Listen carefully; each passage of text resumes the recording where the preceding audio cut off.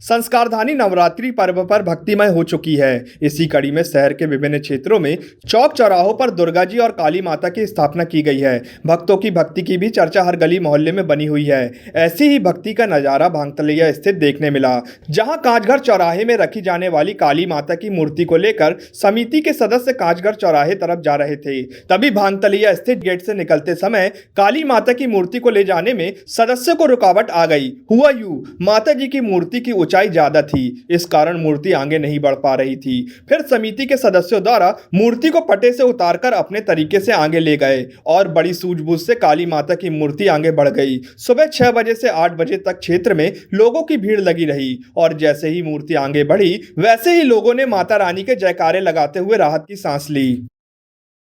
लगभग सुबह 6 बजे माता महाकाली जो कांचघर चौराहे पर रखी जाती है, 6 बजे से लेकर करीब 2 घंटे यहाँ भांगतलैया गेट पर फंसी रही। हाइट ज़्यादा होने के कारण वो निकल नहीं पाए थे। फिर कुछ लोगों ने उसे नीचे उतारा, फिर उनको लगभग आगे बढ़ाया गया। तो गेट काटने के लिए था, मगर गेट नहीं काटा गया।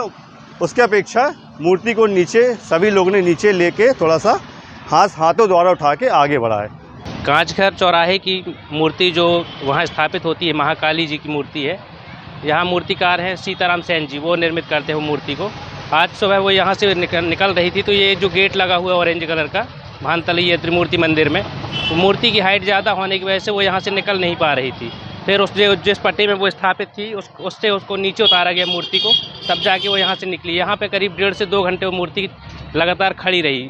बहुत भीड़ हो गई थी सुबह के समय, 6 से 8 के बीच तक यहीं खड़ी थी वो मूर्ति। उसको फिर पट्टा से नीचे उतारने के बाद फिर वो मूर्ति को यहाँ से निकाला गया। संस्कारधानी का गौरव एवं ग्राहकों के विश्वास का प्रतीक Sushila Abhushan and sons, main road, Gorakhpur, Jabalpur. स्वर्ण, डायमंड एवं चांदी के आभूषणों की संपूर्ण वैरायटी।